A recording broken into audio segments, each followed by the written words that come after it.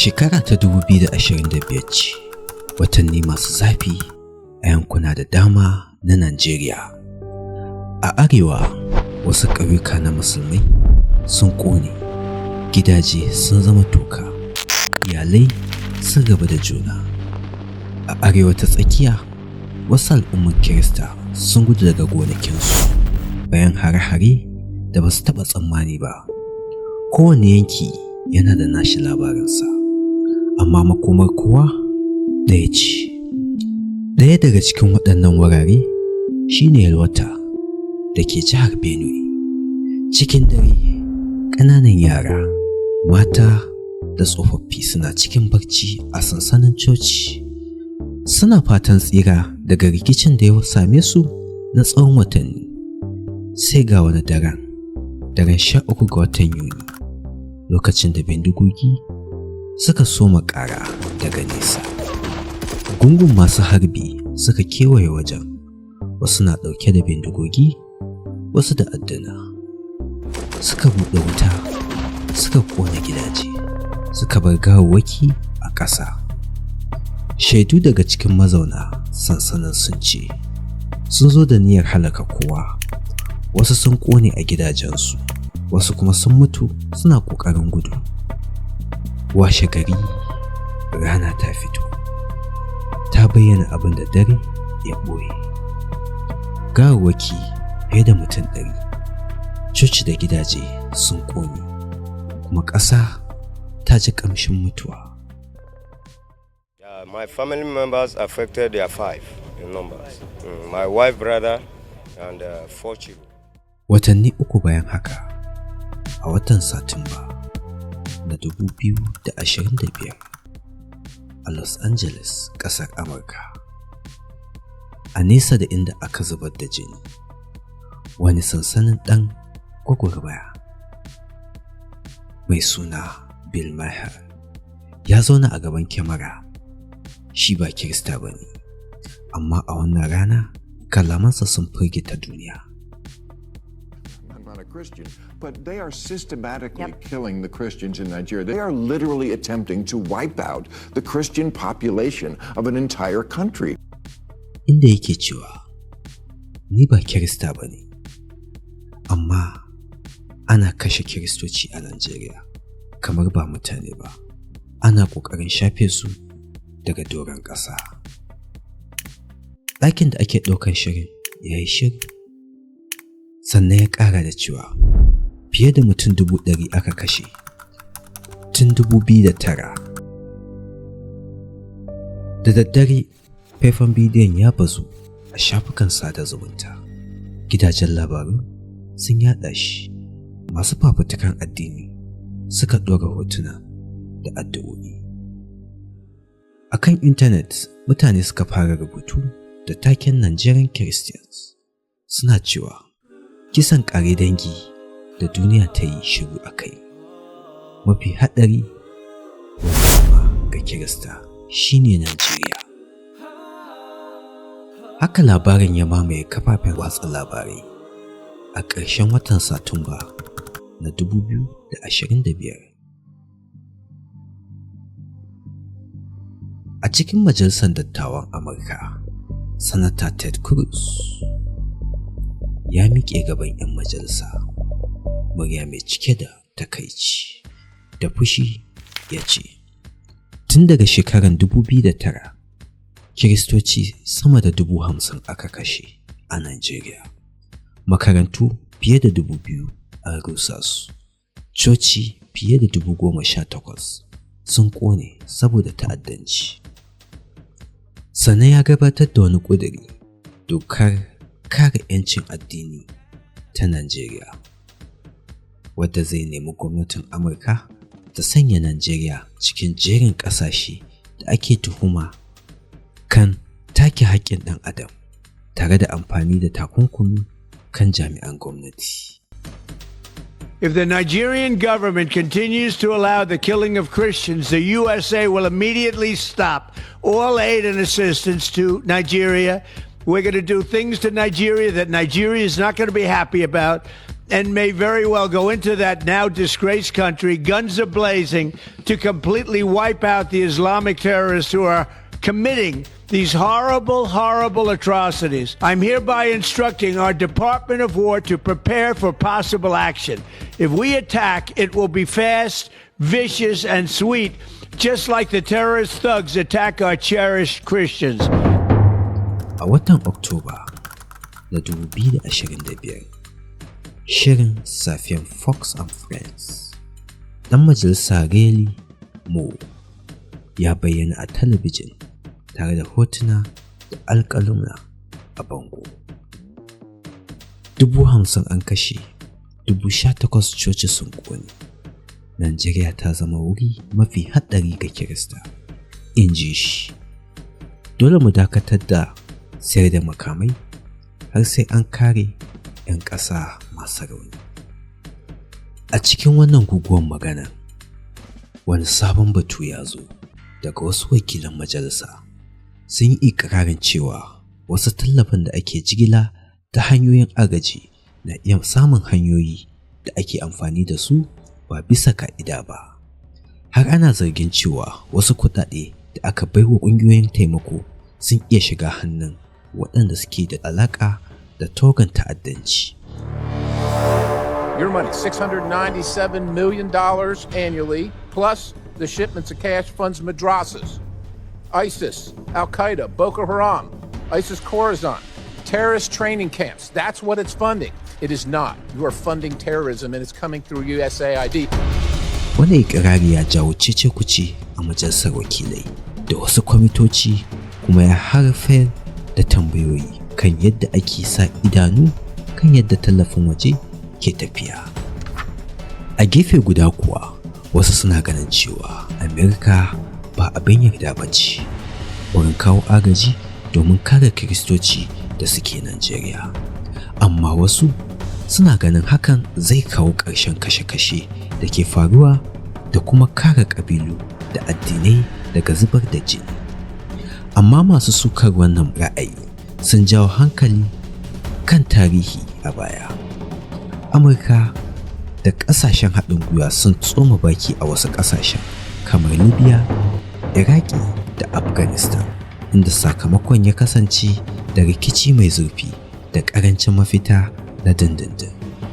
Masu lura sun ce misalin Libya bayan 2011 da Iraq bayan 2003 da Afghanistan bayan ficewar sojojin Amurka a 2021 sun nuna yadda tsoma baki kan siyasa ko kuma ta nuna ƙarfin soji kan iya barin wa'annan ƙasashen cikin rashin kwanciyar hankali da rashin tsarin mulki mai ɗorewa. Wannan tarihi ya sa wasu ke tambaya, shin tsoma baki daga waje zai iya kawo mafita ko zai ƙara rikitar da lamarin ne?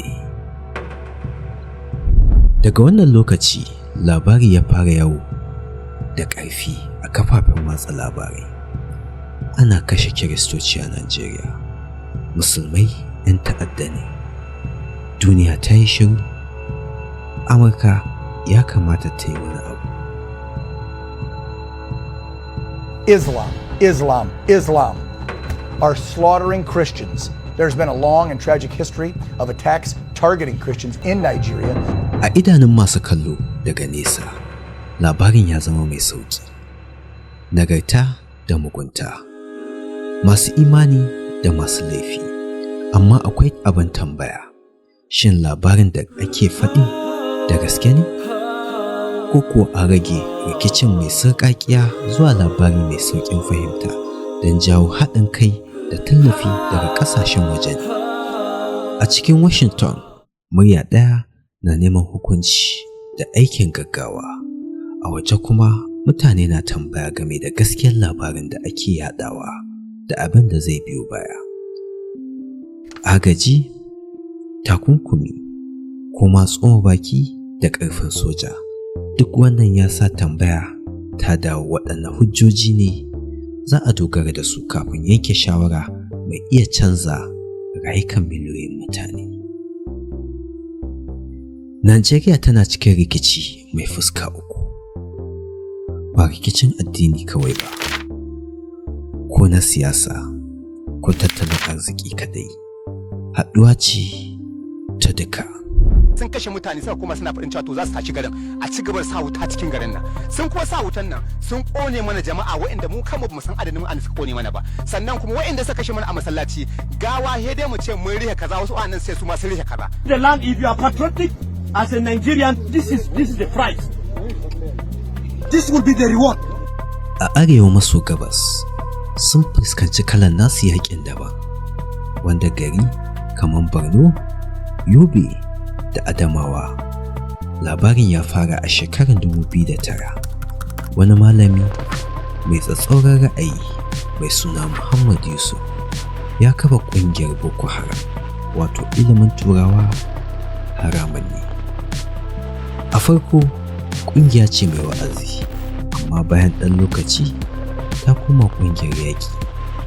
Mutuwar Yusuf a hannun jami'an tsaro ta sa ƙungiyar ta rikide, ta zama mai tsananin tashin hankali, ta ƙara yawaita makamai, ta ɗauki ra'ayin ISIS.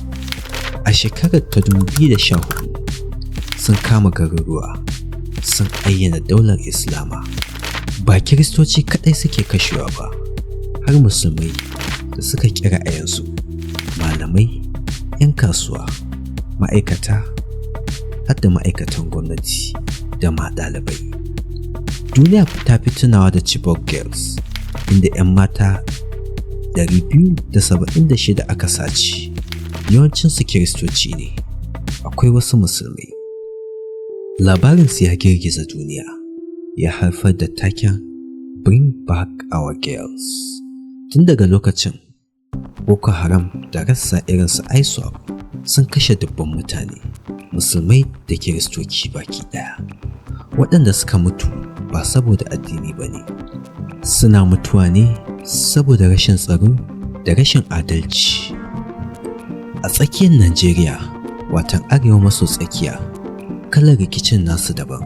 Wannan shine rikici na biyu da za mu magana a kai, wanda ke damun arewacin Najeriya. Gari kamar Benue, Plateau da ɓangaren na Kaduna da Nasarawa. Ƙasa tana da albarka, amma zaman lafiya ya yi rauni. Shekaru da dama, makiyaya Fulani suna kiwon dabbobi, manoma kuma suna noma. Amma canjin yanayi da fari sun sa makiyaya suna matsawa kudu, inda gonaki suka zama wurin kiwo. Ƙaramin rikici ya zama tashin hankali, ana kashe shanu, ana ramawa da mutane. Sakamakon haka, ƙiyayya ta kafu, saboda yawancin makiyaya musulmai ne da manoma kuma Kiristoci. Rikicin ƙasa ya ɗauki launin addini, amma asali ba addini ke haɗa shi ba, rayuwa da neman abinci ne. Tashin hankali ne da ya samu asali daga kuncin tattalin arziki, canjin yanayi da gazawar gwamnati. Amma ga wanda yake kallo daga nesa, abin da yake gani ba haka ba ne. Coci ya ƙone, Kiristoci sun mutu, makiyaya musulmai suke kai hari. Labarin ya zama mai sauƙi, amma gaskiyar ta fi haka rikitarwa. A ɓangaren arewa ta yamma, wani kalar rikicin nasu daban, wanda 'yan fashin daji masu sace mutane da kuma harkar ta'addanci, wanda a yankin arewa maso yamma suke. A can arewa maso yamma, garuruka kamar Zamfara, Katsina, Sokoto da Kaduna, har da irin su Kebbi, babu ra'ayin addini, kuɗi ne, makamai ne da kuma yunwa. Gungun 'yan fashi suna yawo cikin dazuka, suna sace mutane don neman fansa, suna ƙone ƙauyuka, suna sace shanu. Musulmai da Kirista duka suna mutuwa, dubban mutane suna rasa gidajensu, wasu sun bar ƙasarsu gaba ɗaya. Gwamnati tana kiransu bandits, mutane suna kiransu masu ta'addanci. Wannan rikicin na uku yana ciyar da sauran gaba. Rikicin makiyaya da manoma yana haifar da sabon masu ɗaukar makami. Gazawar gwamnati tana barin ƙauyukan cikin tsoro da rashin kariya. Saboda haka, lokacin da jaridan ƙasashen waje suka rubuta ana kashe Kiristoci a Najeriya, suna mantawa da babbar gaskiya. 'Yan Najeriya gaba ɗaya ne ke mutuwa, musulmai da Kirista, talakawa da masu hannu da shuni. Duka suna cikin wannan rikicin da bai da fuska ɗaya. There have always been tribal conflict. I spoke to the foreign minister before I came here because I wanted to get clarity on the government's position. Absolutely, let's be clear, President Tinubu's wife is a Christian pastor. This is not targeted at Christians. There are probably an equal or more number of Muslim deaths. I am grateful to President Trump for identifying these attacks on Christians. Believe it or not, you can blame some of this on the French.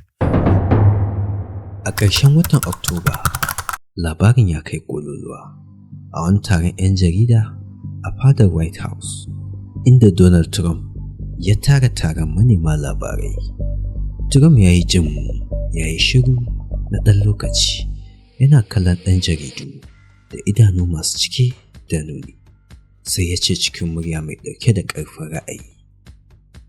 If the Nigerian government continues to allow the killing of Christians, the USA will immediately stop all aid and assistance to Nigeria. We're going to do things to Nigeria that Nigeria is not going to be happy about and may very well go into that now disgraced country, guns a-blazing, to completely wipe out the Islamic terror. If we attack, it will be fast, vicious, and sweet, just like the terrorist thugs attack our cherished Christians. Kalmomi da suka kama hankalin duniya. Nan take, kafafen labarai suka ɗauka. Trump ya yi barazanar mamaye Najeriya don kare Kiristoci. Amurka na tunanin tsoma baki ta hanyar soja a Afirka. Talabijin, mujallu, kafafen sada zumunta suka cika da tattaunawa masu ra'ayin Kiristoci. A Amurka sun ce lokaci ne da shugaba ya tsaya don kare 'yan uwansu masu imani. Amma a Najeriya kuwa mutane sun ji tsoro, rudani da rashin fahimta. Kalmar mamaye Najeriya ta yi kama da sabon sigar mulkin mallaka da sunan taimako. A watan Nuwamba kuwa na 2025 a cikin garin Abuja da ke Najeriya, gwamnati ta shiga cikin tashin hankali. Ministan harkokin waje ya kira taron manema labarai. Ya ce babu wani kisan kare dangi a Najeriya. Muna da matsalar ta'addanci da rikice-rikicen ƙabilanci, amma babu wani shiri na hallaka Kiristoci. Mutanen addinai daban-daban ne ke mutuwa. Sai dai wannan jawabi bai hana hayaniya ba. 'Yan adawa suka zargi gwamnati da gazawa. The report or notion that there is a Christian persecution or genocide in Nigeria is false. False both from the premise and the conclusion. It is not supported by data. Shugabannin addinai suka nemi a yi magana kai tsaye da Amurka. A kafafen sada zumunta, jita-jita suka bazu. Wasu suna cewa Amurka na son komawa Najeriya da sunan kare Kiristoci. Take ya bazu kamar wuta. Lokacin da Amurka ke muhawara kan tsoma baki a Najeriya kuwa, mutane na cigaba da rayuwa cikin tsoro, tare da addu'a da fatan ganin zaman lafiya. Ba tambaya ce ta addini kawai ba, ta gaskiya da adalci ce. Kamar yadda ake ganin tarihi, duniya ta ci gaba da tafiya. Barazanar da Trump ya yi za ta shuɗe a hankali. Sabbin labarai za su ɗauki hankalin duniya. Amma a Najeriya, rauni da rikici ba zai warke ba. Mutanen da suka tsira daga harin Yalwata da sauran wurare har yanzu suna kwana a sansanin gudun hijira. Wasu na rayuwa cikin coci da aka ƙone, wasu kuma a makarantu da aka bari. Har yanzu akwai waɗanda ke neman 'yan uwansu da basu dawo ba. Tashin hankali bai ƙare gaba ɗaya ba. A wasu yankuna ana jin harbe-harbe lokaci bayan lokaci. Ƙiyayya ta ɓoye a cikin zukata, yayin da talauci da rashin tsoro ke ƙara tsananta a rayuwa. A hakikanin gaskiya, abin da ke faruwa a Najeriya ba ya taƙaita da addini ba ne. Rikici ya shafi iko, talauci, cin hanci da gazawar gwamnati. Ƙasa ce da ta daɗe tana fama da rashin adalci, inda talakawa ke fama da sakamakon gazawar shugabanni. Amma yadda aka ba da labarin a wajen ƙasar ya sha bamban. A yawancin kafafen watsa labarai na yamma an mai da hankali kan kisan Kiristoci. Ba ambaci cewa musulmai da yawa su ma suna mutuwa ba a irin wannan har-haren. A gaskiya, dukkan al'umma musulmai da Kiristoci suna fama da irin wannan tashin hankalin. Yanzu, bayan shekaru da labarin sun shuɗe, wasu abubuwa sun zama darasi. Na farko, yadda labari ke iya canzawa idan aka fassara shi ta hanyar siyasa. Na biyu, yadda ƙasashen waje ke yanke hukunci da sauri ba tare da fahimtar cikakken yanayin yadda abu yake ciki ba. Na uku, yadda mutane ke cikin rikici, ko musulmai ko Kiristoci ke son abu guda, tsira da zaman lafiya. Lokacin da aka tambayi wani fasto ya yake ganin abu, ya ce ba yakin addini ba ne kawai, muna cikin yaƙin rayuwa. A cikin sansanin mutane ba sa tambaya ko kai musulmi ne ko Kirista. Kowa yana neman abinci, kowa yana neman tsira. Kowane labari da sarƙaƙe shi, kowane mutum da ya mutu mutum ne, kuma kowace ƙasa ta cancanci a fahimci labarinta cikin cikakkiyar gaskiya da adalci da bayyana gaskiyar lamari. We know where these guys are. We know where they live. We know their parents. You know them as a government? Of course we do. They live with the same community we live. So why is it difficult to get them? That is the $1 million question that I should ask you. We are trying to understand, for those of us who are now conversant with Zamfara, have never been there, and we hear you as a chief security officer speak tonight to say you know these people, but yet you can't get them. It's a head scratcher. It is something that we are trying to all put our heads together. That is why, from what I can do as a governor, to have this CPG as a first line of defense. Of course, military are there, police are there, as well as civil defense, but they are not under my control.